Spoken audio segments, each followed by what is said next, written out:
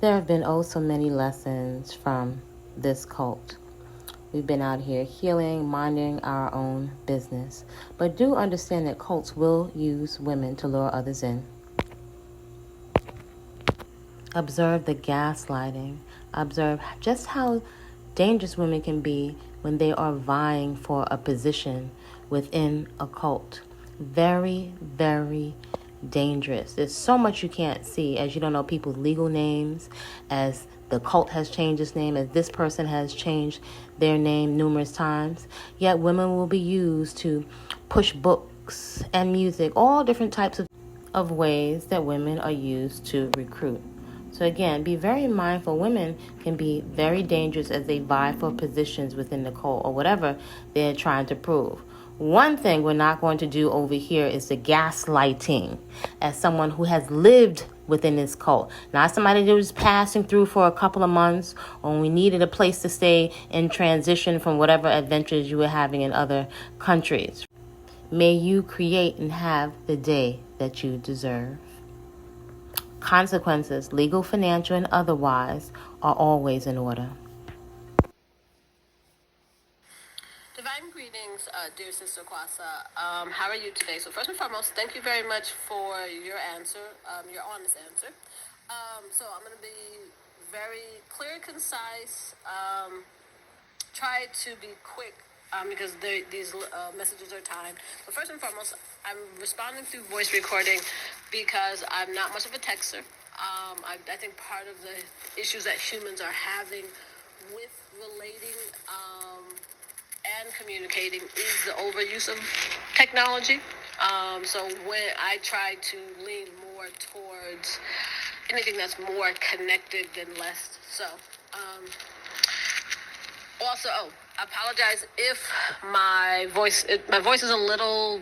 If it's hard to understand me because I'm a little congested because I'm not 100% raw right now. So I ate some dairy and gluten and it affected my sinuses. I am not closely connected with the Quatsamanis. Right now I haven't been for, really I would say the last month. They stopped sending me direct messages like when they release something. I would say overall the last 3 months, I really wasn't communicating much. So the real clear answer to your question is every 3 years, just about every 3 years, I connect with the Quatsamanis or reconnect with the Quatsamanis. And every 3 years, I have come in contact with them physically. Like, they came to Austin last year. I connected with them. I connected with Brother Earl in the annex, or I connected with the Quatsamanis in 2022 when I went down to Belize, and then I connected with Brother Earl, and I actually stayed in the annex in 2019, so I haven't lived with them since 2019. So I'm guessing that is at least the clear answer to your question as you answered my question clearly. So, the other clear answer is I did send you a friend request intentionally. A year ago when I reconnected with the Quatsamanis, as I do every 3 years, I get really enthusiastic and I send friend requests to everybody. Anyone who's a part of the Quatsamanis, anyone who looks pretty much like they got vibration. So I lied when you asked initially because I was like, oh man, I don't feel like dealing with this drama. The way you asked, I was like, okay, this is going to be a conflict. I don't feel like So I'm realizing that's something that I need to learn. Never to be dishonest in communication and avoid conflict. So, having clarified that, again, I appreciate your question in this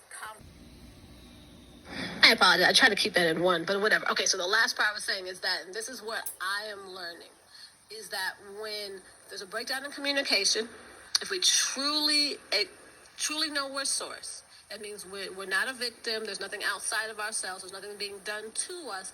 We don't we don't hold on to a particular desire for a particular outcome. We don't try to force outcome. We don't try to force someone to change. We don't try to force someone to be different. We don't try to negate someone else's perspective or needs. We don't seek revenge. Ideally, we, vibe into our own accountability, our own side, our own opportunity, our own lesson. And, I guess if and when the opportunity to have a mutually accountable, mutually respectful, mutually beneficial conversation or interaction where we can create a compromise comes up, then we seek that. But outside of that, ideally, like what I'm learning is we then, I would say, maybe not engage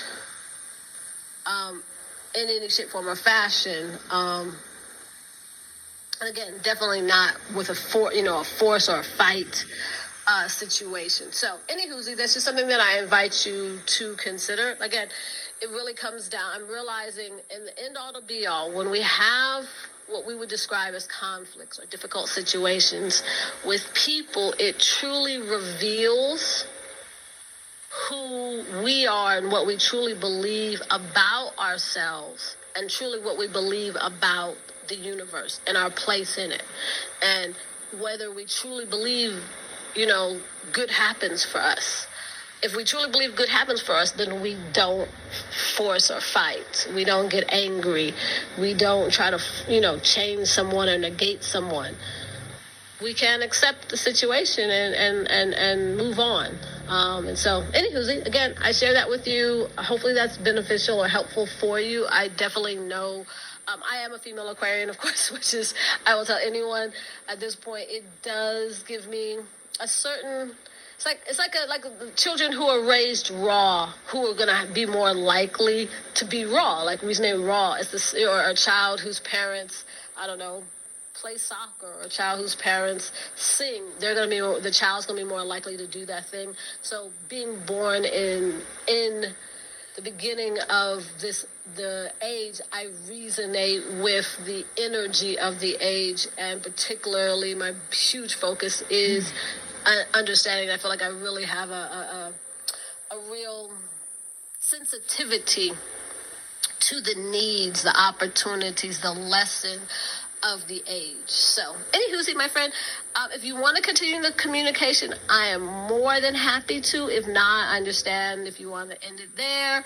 I'm good with that. I do appreciate you. All due respect, and I do mean all due respect, thanks, praise, and appreciation, and I am deeply honored. And again, I am going to send a similar message to the Quatermain. I'm going to let them know we communicated. And because actually I hadn't told the Quatermainis my full vibration in regards to equitarians and my full vibration in regards to the shifting of age. And I'll even tell you, I vibe, so I'm going to share with the high priest and I'll share it with you. I vibe that the high priest vibes with, for me, like John the Baptist. And if you kind of look deeper into, and I reference, all different religious stories as good reference points, as good examples, not to say that they are either true or not true, or have happened or not have happened, or have happened the way that they are described. I'm not saying that. I reference the general concepts as examples. So, using the Christian story of John the Baptist was more than likely born 11 to 12 months before Jesus, which would have made him an Aries. As Elizabeth was described as being almost ready to birth when Mary revealed that she was pregnant to her, and Mary was newly pregnant. So to say that is John the Baptist, what his energy, and what I'm realizing, there's energetic lineages of each zodiac sign that comes through. I would say particularly 3 times. It's interesting that I connect with them every 3 years. 3 times in every age, which is, there's an initiator of every age, and I think all 12 zodiac signs roll through.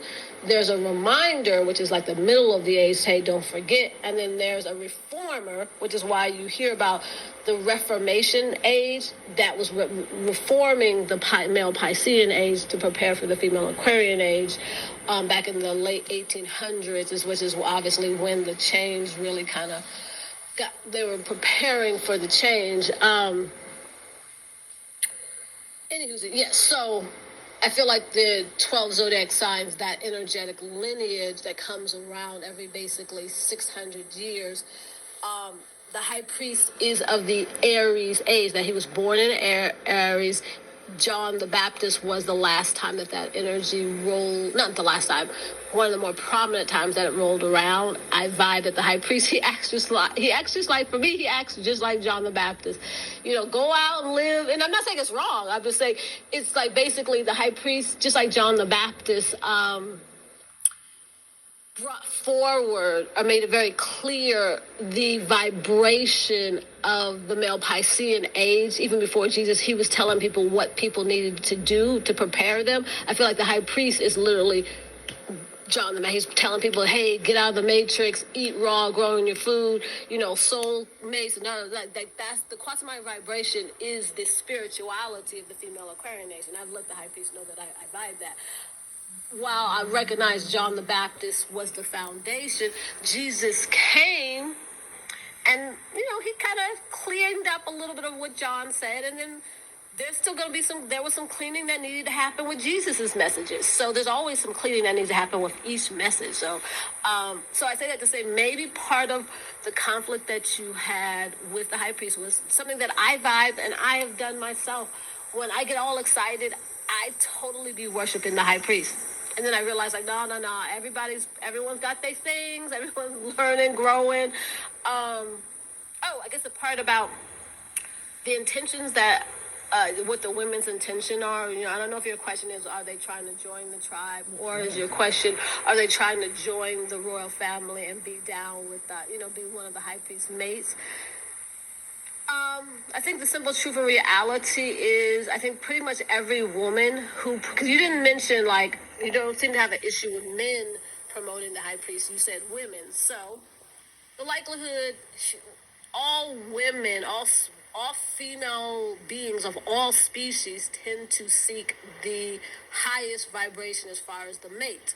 Like female lions seek the male who's got the darkest mane, who's the leader. That's just a tendency. I think part of maybe the difficulties that when we do that, the question that we should all be asking ourselves, are we sacrificing our own perspective? Are we minimizing our own shine and trying to fit into something or someone? And then when it doesn't work out, then do we turn around and get all mad and angry and da-da-da? That might be maybe the part that you want women to avoid, but that's really the lesson that we all of us need to learn, but particularly in women, not to sacrifice our own perspective in trying to get our needs met. And then when it doesn't work out, then we're really mad. And partly in sacrificing our perspective is actually what in part generally will end up causing the conflict because we're trying to do something we're not really feeling and vibing. So anywho, I think those are the type of questions that we all need to ask. And I would say that's really also as much as a conversation externally to have with any particular woman as it's more a question for each one of us to ask, because if we're seeing it in another woman, it's truly what's happening within us. And again, that's the part about the mutual accountable. If we have an issue with someone, that's a reflection. That's something we need to look back and say, okay, I have an issue with that because I have that issue with myself. Not because should I even be worried about that person? Let me go ahead and just focus really on myself. So anywho, again, thanks. I'm open to continuing the conversation. Again, if not, I really appreciate the opportunity because this is the first time that I've really vibe into this and express this. And again, I'm going to express it to the Quasamanis as much and see what happens. So continue to have a exquisite day. Again, all due thanks, praise, and appreciation. I'm deeply honored.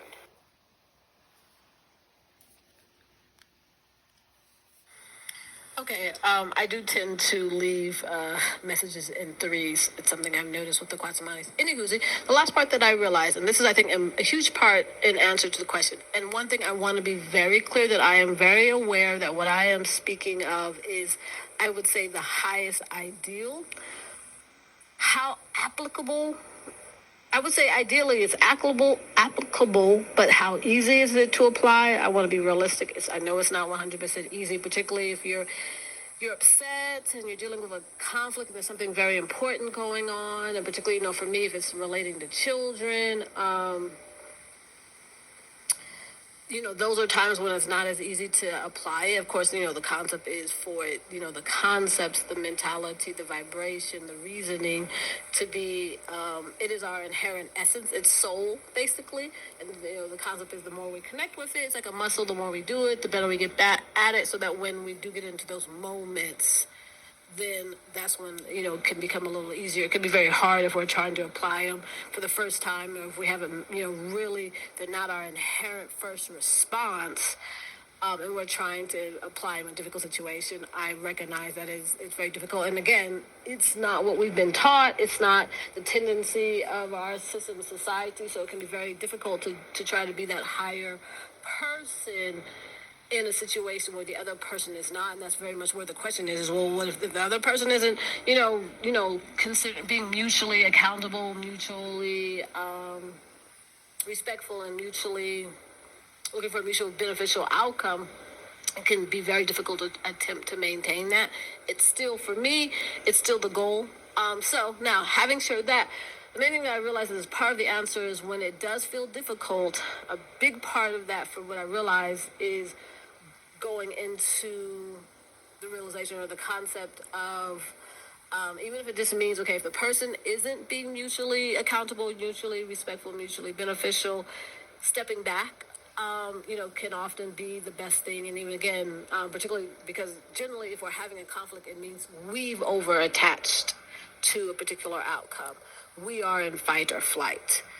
We are, generally trying to force a particular outcome. We have rejected the inherent right to exist, the inherent free will of anything but that other person, and also the inherent right to exist and the inherent value of their needs. That's usually where the conflict comes in. And so if we take a moment and step back and recognize that, okay, that at least, if anything, and be honest with ourselves, at least, and say, okay, if there's a conflict, more than likely I have at least forgotten this component, and let me focus back on reconnecting with, okay, let me let go of the outcome, and recognize and not reject that other person's needs, their perspective, their rights, and da-da-da-da. So anywho, again, thank you very much, because this is truly the first time that I've fully verbalized all of this, particularly now fully in the female Aquarian age, and realizing that what I'm sharing is, I would say, 100% the root and foundation of what collective consciousness is and what it will take for us to get there. And it's going to be interesting, as I shared, with what's going on with our world and the politics and things like that. We individually as well as collectively could potentially really be facing difficult situations that are going to challenge us to be able to apply these concepts in difficult situations. So every time that we do it beforehand, it prepares us to be able to do it, particularly again, with the high priest of the prophecy of the 2027. And he's not the only one to say that there are many traditional cultures, many spiritual leaders, whether you say, some people say 2027, some people say 2030, either way, humanity is definitely heading towards some major conflicts, and the better prepared we are to be able to handle them, not necessarily in like the physical, more like emotionally and energetically, the better. So anywho, again, I do appreciate the opportunity. Continue to have an exquisite day. All due thanks, praise, and appreciation, and I'm deeply honored. I know I call them like downloads, where I like vibe into something and like get a lot of clarity. So I wanted to be very clear with you, something I was vibing into. And again, everything I'm saying to you applies to me, applies to the Quantum Minds, applies to everybody. That's like the exact point. I realized I kept vibing into like the fact that you were asking about other women's intentions and goals. And it was kind of like, again, why does that matter? And what I realized, it actually, in a sense, answered the question of what is the underlying cause of conflict. In that we, unfortunately, have been taught that our basic needs are not valid. And everybody, I mean, high priest included, if you were raised in the system society, you were taught that your needs are not valid. We turn them into agendas, hidden agendas. So that's where I kind of feel like when you're asking about these women's intentions and goals, it vibes like you are, and I'll tell you, I'm a female Aquarian, the female Aquarian age. Pluto is in our sign.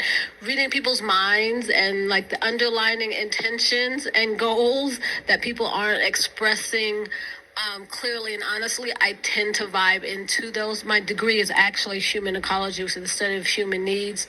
It's a whole thing. But anywho, the concept is that we've all been taught that our needs, you can't be having been raised in the system and not taught that your needs are not important or not important.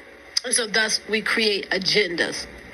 And so when the agendas are hidden agendas and we try to meet them in a subversive, passive aggressive way, that's actually what causes any conflict. So the real question is not necessarily what are other women's goals and intentions. The real question is, did you have a hidden agenda? Which I would say the more likely, again, pretty much every woman entering the community, unless she's entering with a mate, does. And pretty much every woman who's come in and left, she didn't get the agenda met, and so she ends up getting upset and leaving, whether it be amicably or not.